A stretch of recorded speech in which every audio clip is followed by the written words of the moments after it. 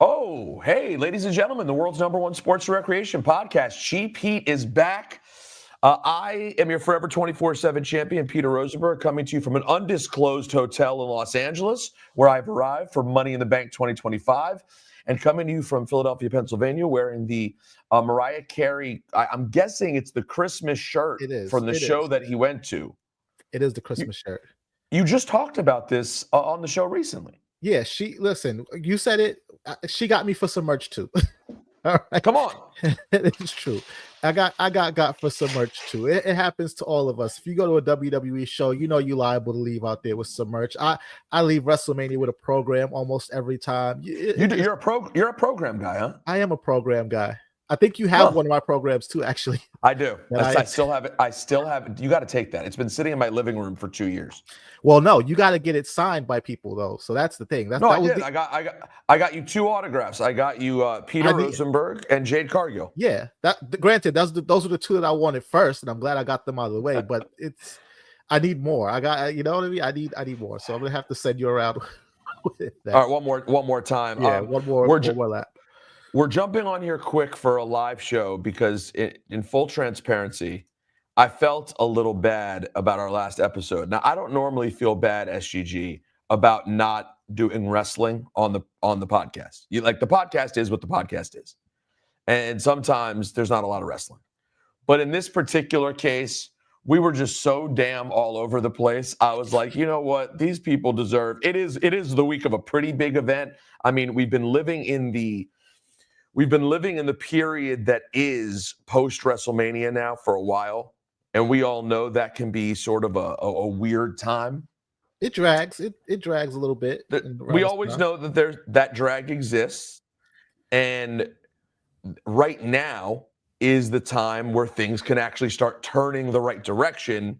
And we can start having a conversation about new storylines being set, exciting things happening. So I thought, you know what? I want to do the right thing. We should jump on here and have ourselves a conversation. Yeah.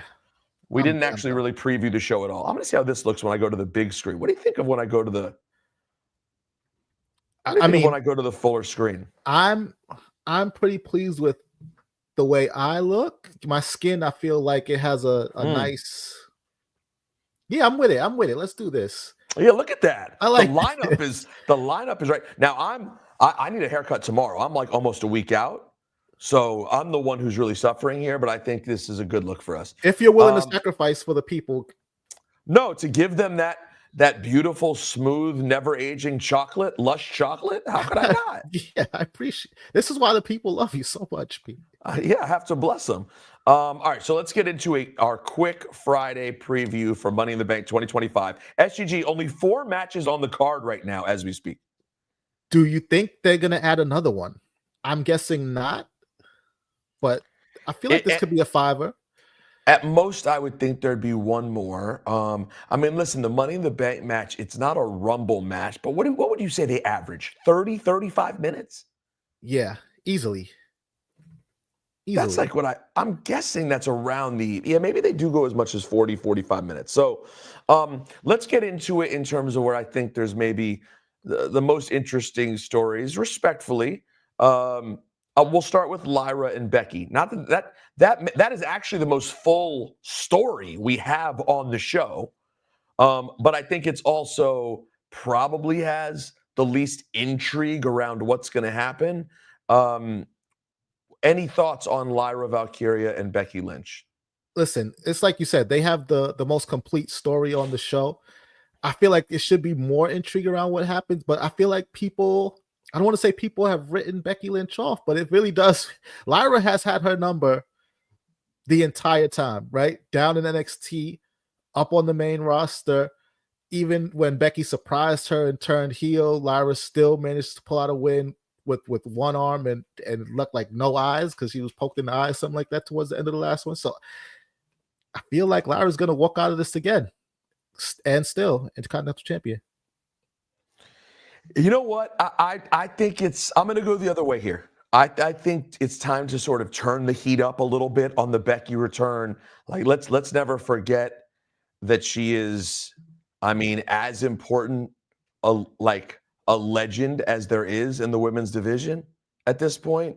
And I feel like she's been doing great work as this version of her, but I just still feel like there's another place to take this to. I like Becky as the Intercontinental Champion. And frankly, I don't know. Maybe to me there'd be more intrigue with the babyface Lyra chasing Becky as opposed to what it's been so far.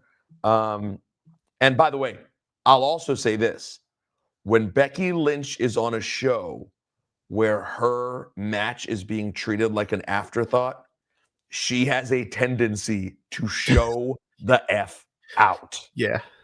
It's like she does not take kindly to the oh, everyone's here talking about some other match. They're forgetting that the man is on the show. Becky Lynch is going to show out. And look, I'm not changing my prediction, but I will say this. You're absolutely right. And one thing people do have to keep in mind, Evolution is right around the corner, right? And you don't want to just feel like you're throwing together stories and matches for this big all-women's show. Bianca, Naomi, and Jade feel like they have something that you can point towards that show. Maybe Tiff Stratton and Nia have something you could point towards that show. And this also is built perfectly for that show, but it only means something if Becky is the champion, because as she said, as long as Lyra's champion, she won't challenge for that title. So I'm still picking Lyra, but you might be onto something with the Becky Lynch Intercontinental Championship run. Yeah, and then you could have a big blow off for that match. It could basically main event Evolution, right? You could have a big sort of stipulation kind of match for them at Evolution, or as the performers of the Evolution theme song might say, Evolution. Mm-hmm. It's a mystery. Is the Evolution theme song Motorhead as well? Yeah, it is. I guess that is Lemmy, huh? That is the sweet pipes of Lemmy. God rest his soul on the Evolution. By the way, we have way more people watching on Twitter right now than we have on YouTube. And if you happen to be watching us, if you're watching us on the Twitter. Wait, is there a reason you're repping for X today? Because we have this many viewers. I don't know what the number is, but listen, as soon as this stream is over, the X is going down. But that's exclusive for us and this group of people that we have on Twitter. Live on Twitter right now, we're in the low double digits, and on X, we're in the big triple digits going up and up. So yeah, so I gotta give it respect to the. Listen, if you're watching us on X, it's Twitter, do us a favor. Head over to Rosenberg Wrestling on YouTube and give us a follow on there. We put up the shows every single week, and also subscribe to the Cheap Heat podcast wherever podcasts are found. Some rumors running around now about the future of the show, maybe some big moves being made again in the future. But one thing that's never going to change: the show will and forever remain on that Cheap Heat link that currently exists wherever you find podcasts. So go subscribe to the Cheap Heat podcast wherever you find it. You said there's some rumors. I don't want to get into it. I haven't heard any rumors. I haven't heard any rumors. So if you're serious about having heard some rumors, then no, I'm not. I'm not serious about having heard rumors. I'm serious about starting the rumor. Oh, okay. Okay. It's a big difference. I am currently saying there should be rumors about a potential moves, but right now I'm starting that rumor. All right, let's keep going. And let's go right to the tag match, which, by the way, I could have argued this one has the least sort of the least ramifications, because these tag matches are a lot of fun. They don't usually have a lot of big time ramifications. But in this case, it is interesting. We'll get Cody Rhodes and Jey Uso versus John Cena and Logan Paul. To me, SGG, there's two things I'm looking at in this match. Number one, the future of the Cody Rhodes, John Cena story. Where is that going? Is that coming right back around at SummerSlam in 2 months? And then the other thing I'm looking at is Logan Paul performing on this stage. Because I got to tell you, SGG, in that promo last week on SmackDown, that was Logan Paul's night. Logan, and that was one of the things I felt. There were two things we didn't talk about really in detail that I would have liked to have given more time to on the podcast this week. One was how great I thought Logan was in that promo, and two, how great I thought Naomi and Bianca were. Yeah. I thought that was now. We'll see if there are ramifications from that on the show, of course, but we'll get to that. Yeah. But SGG, any big thoughts on this tag match? See, I viewed the Logan promo a little bit differently than you did. I think on Friday it showed to me just like the levels, right? Logan tried to hold his own, but I felt like he didn't really hold his own in a ring in a promo battle with Cena, Jay, and Cody. He didn't do bad, but when he was in there with the three of them, he wasn't exactly, to me, on the level of them. And then with respect to this tag match, you're looking forward 2 months to SummerSlam.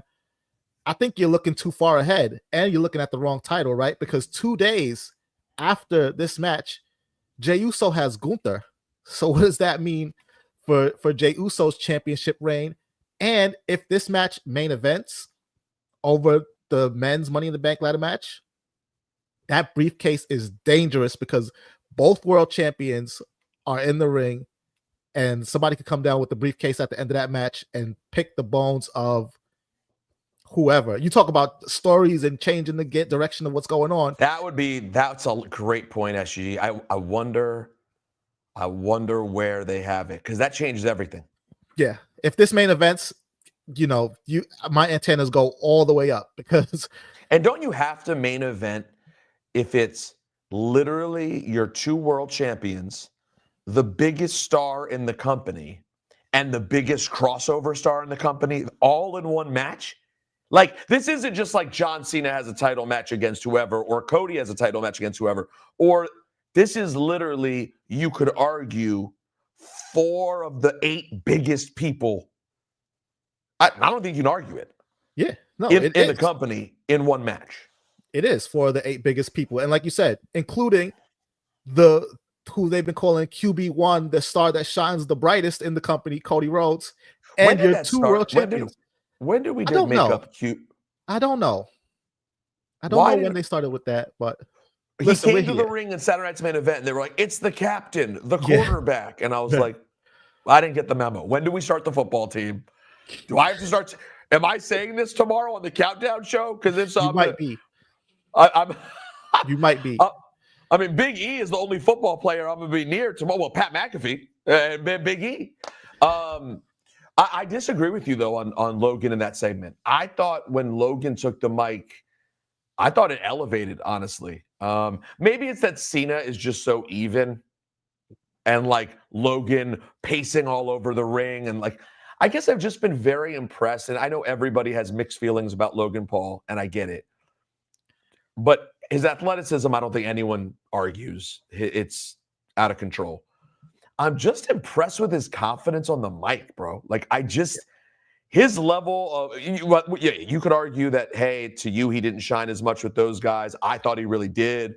But one thing we can't deny is, for a guy with his level of experience, his confidence on a live mic in the arena and how little he flubs is exceptional. Like, it's just not common. SGG, we have superstars we love who we watched for years trying to get to a place where Logan Paul is right now. Listen, I have to give him that. It just felt over-rehearsed to me. Like, you know what I mean? Like, he had these lines, he's like, I have to hit these lines. And then when they don't hit, it just takes a little bit out of it. But I hear what you're saying. But at the same time, it's incredible. Bro. Yeah, it's incredible that if it is that rehearsed, he doesn't flub on anything. He hits every – you may not like the points he hits, but he hits those points. All right, who are we going with for the win in this? Or is there too much Michigas that could happen at the end? For a prediction, to give these people who are watching a definitive statement, I'm going to pick Cody and Jay, because Jay just needs a definitive win as champion. He needs to, he's retained in these matches, but he didn't beat Seth. He needs a win as champion. I wonder whether Jay gets the win but is very damaged, and we can see Logan Paul get pinned. Cena then still hasn't been pinned. I'm going to go Cody and Jay as well. Both are in need of a W. So let's move on. I know you got a dip, SGG. The women's Money in the Bank briefcase is on the line. Bliss, Roxanne. Between Bliss, Roxanne, and Julia, that's about 15 feet total of a lot of ass-kicking ladies. You got Rhea Ripley, Naomi, and Stephanie Vaquer all in this match. Stephanie, of course, now back in search of gold after losing the NXT Women's Championship. Thoughts? Honestly, this one is the widest open to me because it really could go any way. And the fact that, the 3 most recent NXT women's call-ups by like a matter of weeks are all in this match. I think they're also the 3 most recent NXT women's champions. That just opens up the field so crazy. And I have to say, I think it's going to be one of them. I mean, not just because of the math is on their side, it's 50% of the field is them, but I think it's going to be one of them. And the person that I think it would end up being, I'm going to go with Julia. Interesting. This is like, to me, almost like going chalk. Like, it seems like so obvious, but everything to me points to Roxanne Perez. Like, listen, there's a lot of Judgment Day of it all. The Judgment Day of it all. I mean, obviously, it would be super cool to see Naomi get it. That could be she's been awesome. Bliss could certainly use it, right? Like, it all of a sudden, because they've been stopping and starting with Bliss's return. You put the briefcase on her, which we've seen her get before, and we've seen her cash in before. You put the briefcase on Bliss, she's right back in the conversation in a real way. And then Rhea, I mean, it's Rhea, but I don't know. Does Rhea, it's like giving Rhea a random title. She doesn't need a briefcase. She's so far above that briefcase that I honestly don't even want to see Rhea with the briefcase. She should be on the show. We want to get Rhea on TV. Yeah. Rhea's beyond briefcase at this particular moment. Everybody else in this match would really, really benefit from the briefcase. But I'm going to go Roxanne Perez. That's a great pick. You talked about hard ones to call. I feel the same way about the men. Solo Sikoa, LA Knight, Penta, Seth Rollins, Andrade, and El Grande Americano. It is as random feeling a field, SGG, as I can recall. And again, if you're watching us on Twitter, go subscribe on YouTube at Rosenberg Wrestling on YouTube. Or, of course, we prefer you to enjoy the audio every week. Subscribe to the Cheap Heat Podcast wherever you find podcasts. Who do you like here, SGG? The stories that I've been watching play out on TV are pulling me in 2 directions. So I'm going to give 2 predictions. I'll eventually settle on one of them, which is Seth Rollins. But the stories are taking me in the direction of a Seth Rollins and, believe it or not, El Grande Americano. Because Chad Gable has that AAA match at Worlds Collide with Vikingo just hours before. Now, we know Chad Gable is not El Grande Americano, but true. I could see a world where, to elevate this new company that they just purchased, it's not a new company, but it's new to them, and to elevate that brand, they take the Money in the Bank briefcase and they say, listen, Seth Rollins and his story is strong. LA Knight is strong. Solo and what he's got going on with Jacob Fatu, that's strong. Let's put the briefcase on El Grande Americano. Let's heat up AAA and let's send him down there with the briefcase to cash in on their champion as something that heats up. And listen, okay, that's not a SGG original idea. That's something that's been floated online, and I like it, and that's why I'm bringing it to the people. And you see the kind of integrity. You see the kind of integrity SGG has to not claim credit for something interesting like that. I respect you. Many people would have ran with it. No, I can't do that. I can't do that. Well, let's rule. Here's the weird part. Okay, there are some people I just don't like. I don't see Penta or Andrade getting the briefcase right now. The ones who you'd think are most likely would be Seth, because it gives him a quick path to getting one of those titles. And he's got all the momentum with him. Solo would be interesting. LA Knight, it would reheat him up, but I don't see that happening. I see him being in the match as sort of the moment for LA Knight, not him cashing in. Yeah. And again, I hate to be a bore because I went with Roxanne, but I'm going with Seth freaking. It's I'm a going good with pick. the freak man. Yeah. It's a good pick, man. And I know you want to pick him more than anything because we're just a day removed from him yet again dogging out Hulk Hogan, which I know you enjoy. I loved it. Is Seth balancing his level of vitriol for Hogan? May have to balance out for the way he stomped your tribal chief. It's getting close. It's definitely it's putting me in the position of separating the art from the artist, right? Because I still hate that he double stomped Roman as an art, as part of the art, but the artist that goes on these interviews and finds a way every time to just crap all over Hogan. I love it. Like the on-screen Seth character that we get on Monday Night Raws, I can't stand him. He's a terrible guy.